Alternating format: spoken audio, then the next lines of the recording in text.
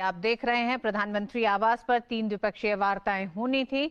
उनमें एक अमेरिकी राष्ट्रपति जो बाइडेन की मुलाकात प्रधानमंत्री नरेंद्र मोदी। वैल्यू ही खत्म कर दी ना इस मुल्क की, पाकिस्तान की तो वैल्यू जीरो सिफर नकम्मे हो गए हम तो।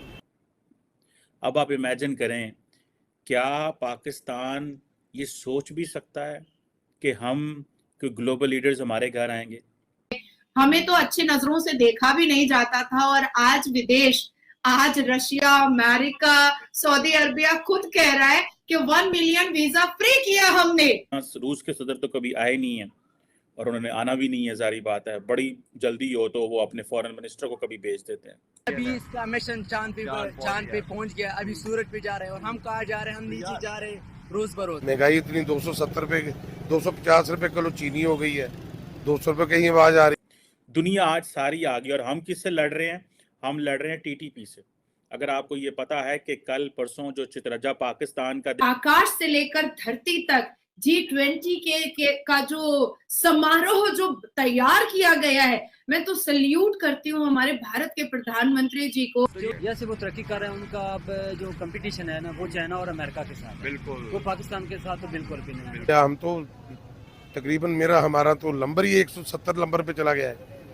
100 नंबर तो हो तो फिर तो बहुत बात है। साथ साथ जो बाइडेन की, ऋषि सोनक की, जो कि चमकते सितारे हैं और इंडिया में इस वक्त मौजूद है, इंडिया के लिए बहुत बड़े गिफ्ट लेके हाजिर हुए हैं G20। सारी जो वर्ल्ड की ग्लोबल कंपनी है वो इंडिया को मूव कर रहा है, जैसे एप्पल मूव कर रहा है, टेस्ला पे अभी काम चल रहा है, अमेज़न का। प्राइम मिनिस्टर मोदी का ट्विटर हैंडल देखें तो उस ट्विटर हैंडल से आपको पता चलेगा कि वो किस लेवल और किस कैलिबर की बातें हो रही हैं। वो कह रहे हैं जी आज शाम को मैं मॉरिशस के प्रेसिडेंट, बांग्लादेश की वज़ीर आज़म और अमेरिका के सदर जो बाइडेन को अपने घर जो है वो बुलाऊंगा शाम को। अब आप इमेजिन करें, क्या पाकिस्तान ये सोच भी सकता है कि हम कोई ग्लोबल लीडर्स हमारे घर आएंगे? आपको पता है कि बांग्लादेश के अंदर फ्रेंच प्रेसिडेंट और रशियन फॉरेन मिनिस्टर जा रहे हैं। मुझे नहीं याद कब पाकिस्तान के अंदर फ्रांस के सदर आए थे, और ये वही फ्रांस के सदर है, ये वही फ्रांस है जिनके साथ ताल्लुकात ख़राब करने के लिए हमारे मजहबी हलकों ने और हमारी कुछ मेन स्ट्रीम दाएं बाजू की सेंटर राइट पॉलिटिकल पार्टीज, जिसमें इमरान खान का भी किरदार है, ताल्लुकात ख़राब करने में पूरा ज़ोर शोर डाला। रूस के सदर तो कभी आए नहीं हैं और उन्होंने आना भी नहीं है, जारी बात है। बड़ी जल्दी हो तो वो अपने फॉरेन मिनिस्टर को कभी भेज देते हैं। दुनिया आज सारी आ गई और हम किससे लड़ रहे हैं? हम लड़ रहे हैं टीटीपी से। अगर आपको ये पता है कि कल परसों जो चितरजा पाकिस्तान का देखें, टीटीपी ने बड़ा जोर ज़बरदस्त किस्म का आपने टारगेट किया। जिस दिन हम यौम दफ़ा मनाते हैं उस दिन उन्होंने पाकिस्तान पे हमला कर दिया अफगानिस्तान से, और वो चित्राल का एक इलाके पे कब्जा करना चाहते हैं। और वो कब्जा इसलिए करना चाहते हैं ताकि वो दुनिया को ये बताएं कि जो टीटीपी है वो अफगानिस्तान में मौजूद नहीं है, उसका जो नेटवर्क है वो पाकिस्तान में है।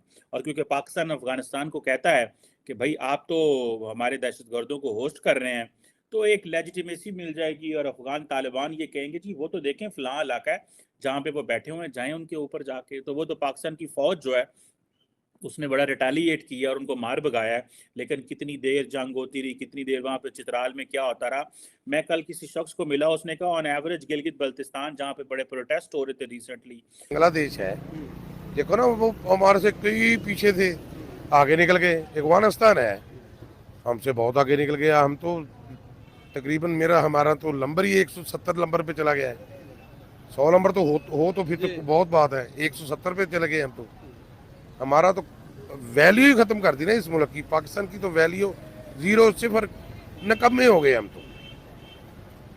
छोड़ के जा रहे हैं लोग यहाँ। बिल्कुल जा रहे हैं जी। जब हम आपके मुल्क में कुछ होगा नहीं तो फिर बाहर जाएंगे। एक देखो ना, 3 कमाने वाले हैं, 12 खाने वाले, वो गुजारा नहीं होता। एक आदमी किचन चलाएगा, एक आदमी घर का बिल तारेगा, कोई मसला नहीं। उसका तो बुरा हाल हो गया जी, बहुत ज़्यादा। लेकिन हालात बहुत माड़े हैं जी, कारोबारी हालात बहुत माड़े हो गए जी, ख़त्म हो गए जी। इतनी परेशानी है, हम बजाते खुद सफ़ेद पोश है, हम किसी के आगे हाथ फैलाएंगे तो बहुत मुश्किल हो गया हमारे लिए। तो लोग खुदकुशियों पे मजबूर हो गए हैं। रोज खबरें मिलती हैं कि मां ने खुदकुशी कर ली। पूरी दुनिया जो है, आप देखें ना, गोल्डमैन सैक्स क्या कहता है कि इंडिया 2075 तक दुनिया की दूसरी बड़ी इकोनॉमी बनेगा।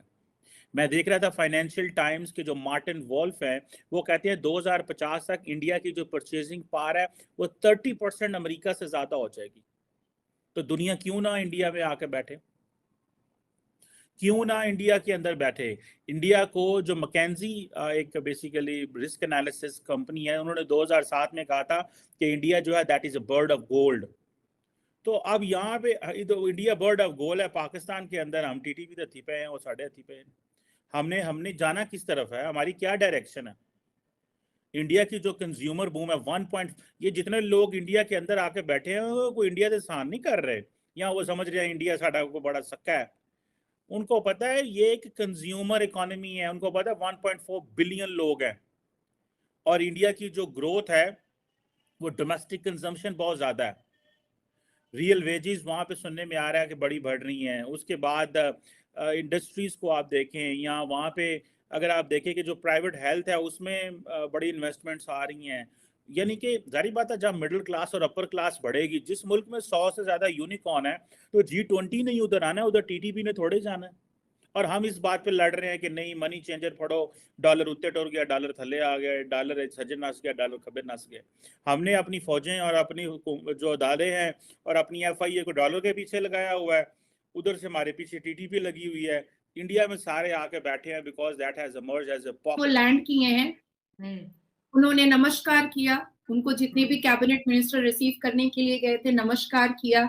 उन्होंने वहां पर खड़े होकर के कल्चरल परफॉर्मेंस को उन्होंने 15-20 मिनट देखा, जो भारतनाट्यम का डांस हो रहा था, जो हमारा कल्चरल परफॉर्मेंस है उसको देखा।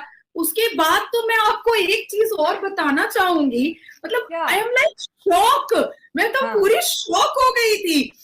ये क्रिस्टेलिना जो है वो IMF की MD है, उन्होंने जैसे मतलब कल्चरल परफॉर्मेंस और डांस देखा, वो उनके साथ डांस करना स्टार्ट कर दी। क्या बात है, क्या बात है। उन्होंने उनके ग्रूव्स वो रोक नहीं पाई। सोचो आप कि इतना लंबा सफर तय करके आना, जेट लैग का प्रॉब्लम होता है, लोगों को मतलब अपने आप को बैलेंस करने में थोड़ा प्रॉब्लम होता है कि मैं इंडिया से लंदन जाऊं तो जेट लैगिंग की प्रॉब्लम हो जाती है। पर जो लैंड होने के बाद जो उन्होंने उनका एनर्जी देखा हमने, और उन्होंने मीडिया को बताया है कि ये तो कल्चरल परफॉर्मेंस नहीं है, ये तो एनर्जी की दवा है, इससे तो मुझे एनर्जी आ गई। And she literally dance on ground के सामने, सारे लोगों के सामने उन्होंने डांस करना स्टार्ट कर दिया। तो मतलब मेरे पास शब्द नहीं है